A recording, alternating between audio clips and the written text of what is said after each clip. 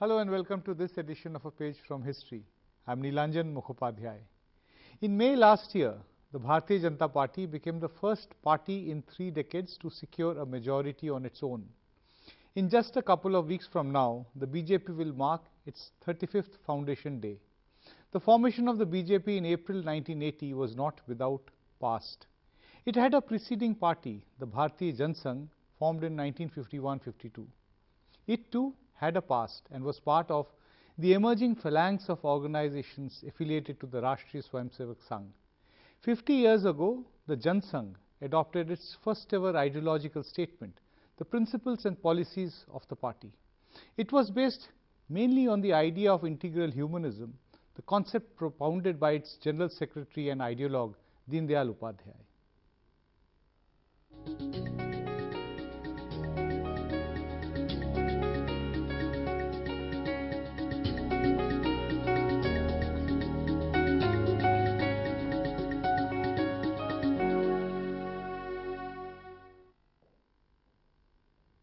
The years 2015-16 will also witness celebrations to mark the birth centenary of Deen Dayal Upadhyay. But barring those associated with the Sangh Parivar, how many Indians do not know much about the Janasangh and its philosophy? To talk about the party, its vision and its imprint on the BJP, I am joined by an extremely competent panel of experts. My first guest on this program is Seshadri Chari, currently a member of the National Executive of the BJP, but more importantly, one of the most important former editors of Organizer, which has been a very consistent platform for advocating the positions of and popularizing the positions of the Sangh Parivar. I have with me Professor Subrata Mukherjee, a very eminent political scientist. In the course of the discussion, I'll be joined by some more guests, and we'll hope to further embellish this discussion. But Seshadri Chari, to begin with you, to try to get an understanding. We are talking about the BJP. Whenever we talk about it, very little is known about its past. The very idea that it was born in 1980, not very people know that about a preceding party, the Janasangh, and the very fact that 50 years ago, it's a very important occasion for a party to have accepted its first ideological statement, largely drawn from the concept of integral humanism, which is the unique signature of Deen Dayal Upadhyay in Indian politics. For a layman, for somebody who's not been initiated into this, how would you actually introduce such a significant event? Yeah, you very rightly said that 1980 BJP was formed, right. But there is a history to the formation of absolutely BJP. In 1975, emergency was imposed. Right. After emergency, many BJP, the Janasangh of that time, Janasangh leaders were in jail. Right. Incidentally, I was also in jail during emergency. Right. After the emergency was lifted and the elections were announced, all the anti-Congress parties, opposition parties who were in, many of whose leaders were still in jail, decided that we should fight the election. Right. As a united force against Mrs. Indira Gandhi, that is the Congress, and we should try. There were a lot of discussions on that. Many people felt that we will not have a chance to win. We will again go back to jail. But there were the Janasangh component was probably the strongest component with, if I am not mistaken, 68 seats in Parliament at that time. Right.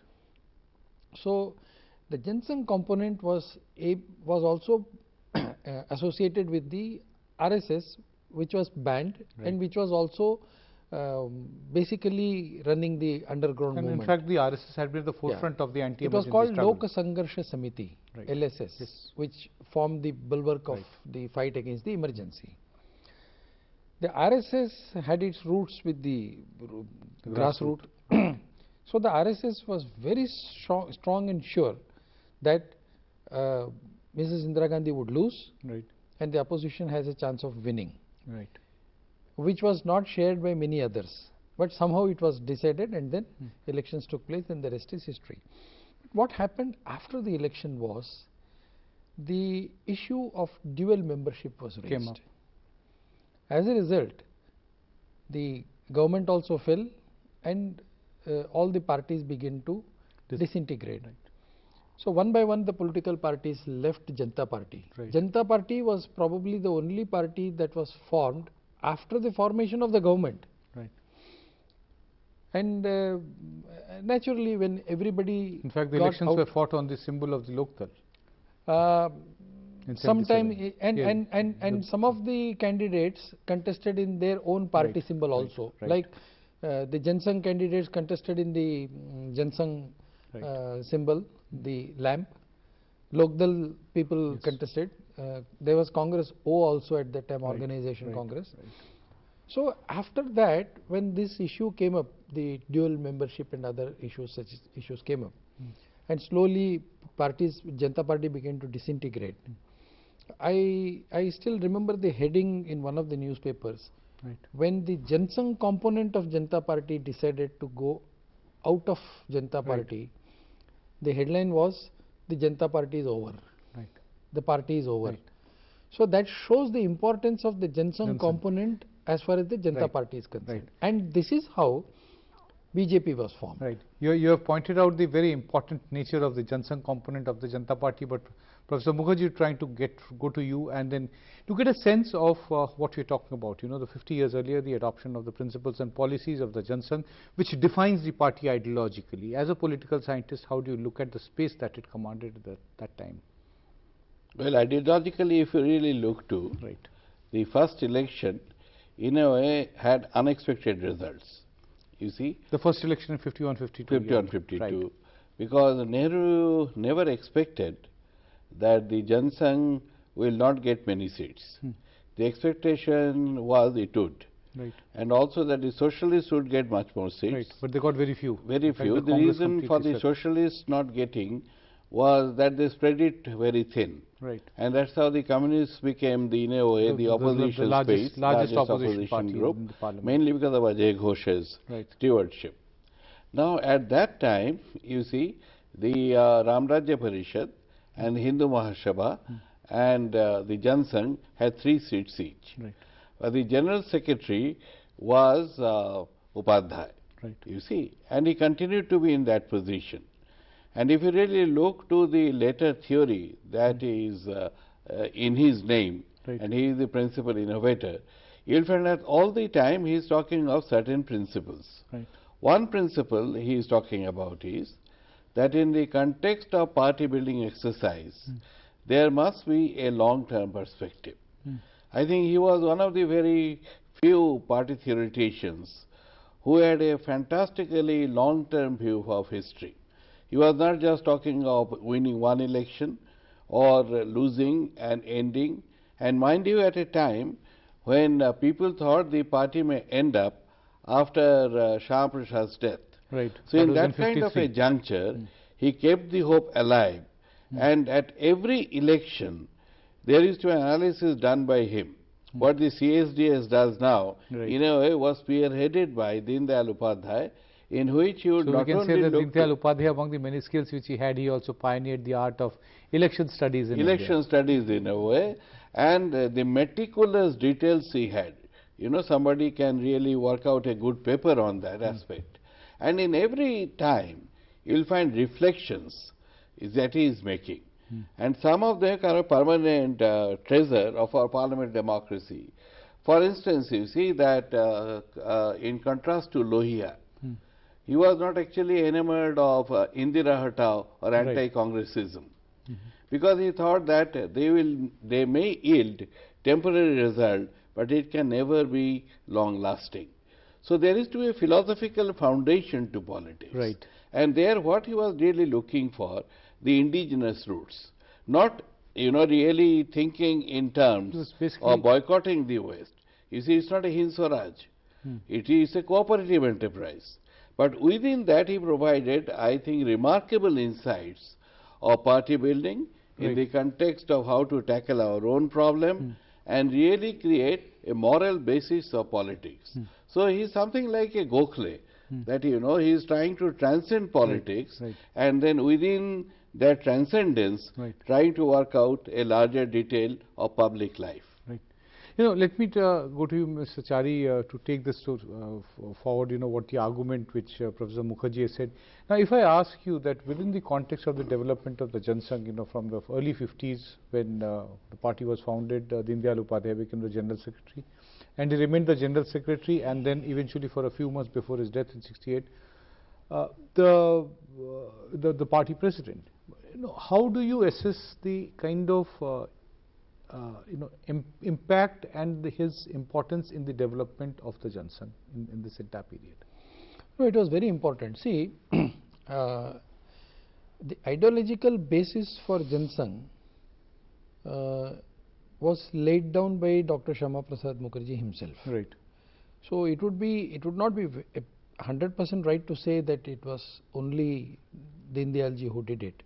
He carried forward it, and in fact, the first constitution of Jansangh, when it was released, there is a document, and speaking on that document, the ideological document, Shama Prasad Mukherjee himself had said, he was asked certain questions on India's relations and the issue of Akhand Bharat. Right. So Shama Prasad Mukherjee said, Akhanda Bharat we believe in Akhanda Bharat idea, but we will not put it in our constitution because that should be the idea of all the political parties in India. That is why I am Actually, not I putting just it in interrupt you Jansangh. at this stage. This concept of Akhand Bharat has been highly misunderstood without really being able to understand. Can you, in a modern context, try to explain when we talk about the Akhand Bharat, what does it really mean? Are we talking in terms of, broadly speaking, seeing the old maps, which is stretching from what is today's Bangladesh to today's Afghanistan? Are we talking about this entire landmass as being the ultimate aim and objective of the party, including the BJP also, to unite this entire landmass? See, the cultural map of India is different. That many people have spoken about. Sri Aurobindo has also spoken about the cultural map of India, what he called the Sanskritik Bharat. So the cultural map is different. We should not confuse the cultural map with Akhanda Bharat. Basically, we should not forget one thing, that many congressmen, even in 1947 to 1950, 51, 52, people like H.V. Kamath, for example, he spoke in parliament also about it, saying that the very idea of Pakistan is not tenable. Sooner or later, it will disintegrate and they will come back to us. This was the idea of many congressmen also at that time. Many people believed, but Dr. Babasaheb Ambedkar believed that it's an unworkable idea, it will come back. So Gandhiji himself had said about this, and Pandit Jawaharlal Nehru's statement on Pakistan was, it is a fantastic nonsense. This is what Pandit Jawaharlal Nehru himself said. I'm sorry to interrupt you at this anyway, time. This time for me to take a little break. When we come back from it, we'll definitely be talking about this concept of Akhand Bharat in a modern context. It's very important to understand this essential issue. We'll take a break. One of the basic differences between the philosophy of the Jansangh and the RSS and the BJP is that the concept of the nation, the Indian nationhood, is at variance with the philosophy of its adversaries. Be with us, this program will continue. Welcome back to a page from history. It is 50 years since the Jansangh adopted its principles and policies which form the core of the BJP's ideological basis and foundation. Professor Bajaj, thank you for joining us on this program. This is Dr. J.K. Bajaj, the Director of the Center for Policy Studies, who is with us now in this program. We have been talking about the Bharatiya Jansangh as being an important political party within the Indian political spectrum, and the fact that in 1965, it is 50 years since its adoption of the policies and programs of that party and the principles of the party, and also 50 years since the concept of integral humanism was introduced in Indian politics by Deen Dayal Upadhyay.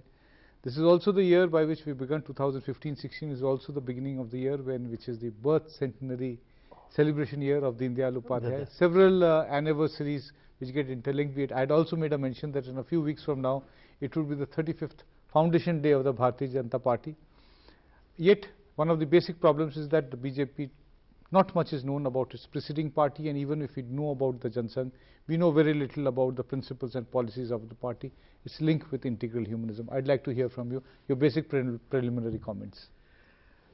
What fascinates me is that all the political parties we have on the scene, all the major political parties, they have begun with a very detailed statement about what they Right. stand for. Right. Well, today we have this very cynical idea about our politics, as if they are doing whatever they want. But when you look at the work that Deen Dayal ji is putting in to establish the foundational basis of on what this party will be, and the amount of seriousness with which it is being done. There is once in Gwalior it is discussed, then is discussed again in Vijayawada, Right. where it's formally adopted.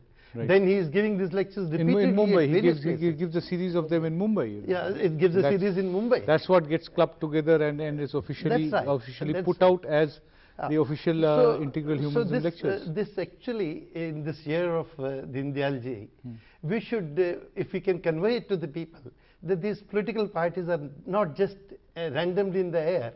All this cynicism that you have adopted about them, that's not very well placed, because in the practical politics they may deviate from their foundational principles. The foundational principles have been stated. Now, the title that you have used for this, Principle in Policies, that was the title of the document that Yes, exactly. they adopted there. And the document is very interesting. He's using this term integral humanism. And he's beginning by saying that you create states, you create nation states, and the objective of a nation state is to give expression to the essential genius of the civilization for which it is working. And the keynote of the Indian genius, Indian civilization, is ekatmata, that Indians see, look at the world from the perspective of ekatmata. They see unity in How everything. can one broadly, translate the word ekatmata? If one has to come to a nearest possible translation It will be in very the English difficult. language, how does Integral one do it? humanism is not a really it is not, good it is not, translation. it is not. Actually, as Dr. Bajaj very rightly pointed out, integral, the word integral Is not is ekatmata. not ekatma. See, it's if you talk in terms of all-round development, instead of looking at a sectarian development or categorized development, compartmentalized way of looking at. The Indian viewpoint has always been looking at everything from an all-round point of view. So, ekatmata is actually the nearest English word probably could be universalism.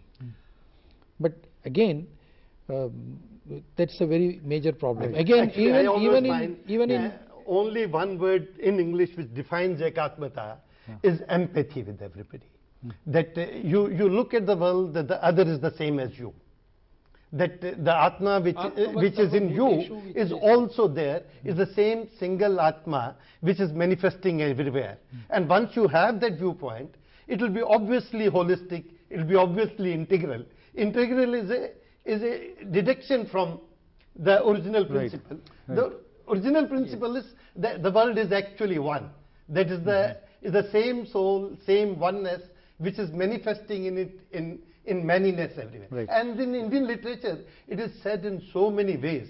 This thing that there is a single one which is manifesting in many. Right. Is said in so many different ways, in Punjabi, in Hindi, in Kannadiga, everywhere. And this is actually, as Deen Dayal is saying, is the keynote of Indian genius. Right. And he also explains it in the form of concentric circle, that you begin as an individual and you slowly evolve, and then individual, and then his family, and then his clan, his community, his country, and then the entire universe. So you keep on expanding. One is not different from the other, and just because you have a secondary relationship or the third stage of relationship, you don't cut off your first relationship with your family. And just because you have a family relationship with the nation or a state, you don't cut off your relationship with the rest of the universe. So it's a progressive unfoldment of purpose. Right. That is progressive unfoldment of purpose. Every individual has a purpose, every nation has a purpose. Right. And that is what Deen Dayal ji expected, that this nation should look at its own purpose. Let me get it from Professor Mukherjee. You know, you have studied integral humanism quite a bit.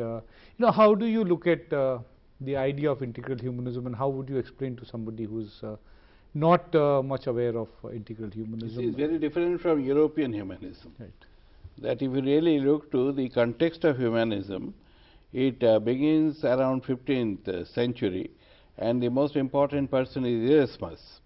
And there what happens is that the revival of the classics and then individualism and secularism become important doctrines, and it was mainly manifested against the excesses of the Roman society and also excesses of the medieval Catholic Church. So, and that actually prepares the ground for the Renaissance that subsequently flourishes. Now, in the context of India, I would like to remind you that the word humanism was first coined by M.N. Roy. You see, the radical humanism. And that followed in a way the tradition of Erasmus with the primacy of the individual. For instance, the Protagoras phrase, M.N. Roy was very happy to repeat it, man is the measure of all things. But here we find a very different connotation. Now, first thing that I would like to point out, that in the modern Indian political ideas, you will find there is a more emphasis on society than the individual. Right. That is one aspect. And then again, there is a more emphasis on duties than on rights. So, principled individualism as a subject, or right-based individualism, is absent in most of the Indian political thought, except for people like Srinivas Shastri, Sapru and the early liberals. So, in this recent political thought after independence, what I think the emphasis is in Deen Dayal is to capture the problem of India as it manifested after independence. Right. He is very categorical that the pre-independence period and the movement had certain important limitations. Now, after independence, we accepted parliamentary democracy, but it did not yield the desirable result. Right. So, he is making an analysis that what can be But the what kind of a corrective result? measures. What kind of a result was he looking for? He was looking for a better party system. He was looking for better harmony, a consensus, and also material progress. You see, there is a difference between Vivekananda and Deen Dayal, that in Vivekananda the emphasis is on the spirit, but though there is a lot of emphasis on spiritualism, that Deen Dayal never lost sight of the material basis necessary to reach that stage. So, he is very categorical, he is very interesting. You see, you compare Gandhi, Tagore and Deen Dayal Upadhyay, he is more closer to Tagore, is the cosmopolitanism. And the critique of Western civilization, that is total in Gandhi's Hind Swaraj. But when we come to Tagore and Deen Dayal, we find it's a very dialectical kind of an understanding, that there are things in West that we are to absorb. For instance, Deen Dayal is absolutely categorical, as Tagore was, that we need the modern science. Right. We need modern science. It cannot be rejected. It cannot be rejected at all. But then, what he is saying? He says we need some kind of a Meiji restoration. You know what Deng used to say? The socialism with Chinese characteristics. And there, as Professor Bajaj pointed it out, a civilizational context of India, even that Akhand Bharat, if you really look to, is a civilizational concept, a South Asian concept. It is not politics, it is partly geography, determining culture, and also the evolution, a commonality of spirit in the entire societal structure and placing the individual. So, that is the general framework under which he is operating. I Yes, would yes. like to add to this. Yes. It is very good presentation is made of Deen Dayal ji. But on certain issues, there is so much similarity between Deen Dayal ji and Mahatma Gandhi. That when Deen Dayal ji says that Swaraj is for giving expression to your civilizational essence. And that's exactly what Mahatma Gandhi said about somewhat at the beginning of the 20th century in Hind Swaraj. In Hind Swaraj, the cultural nationalism of Hind Swaraj and the cultural nationalism of Deen Dayal ji is not very different at all. And there's another aspect in which Deen Dayal ji is very similar to Mahatma Gandhi. I think Deen Dayal ji's economic thought is continuously the thought of Antyodaya. Right. Looking for the last person. And this I think we should discuss in more detail later. Right. We'll take a little. Thought is an independent Economy. It's a very independent subject. We'll try to touch upon it in a separate Yeah, we should segment. take it more. It is time for me to take a break. I'll come back and resume this conversation with the three of you. In the mid-1960s, the Jansangh adopted its ideological position paper and took up integral humanism as its basic idea. And that was also the time when Indian politics entered a transitional phase. The Jansangh played a key role in this period. Stay tuned in, this program will continue.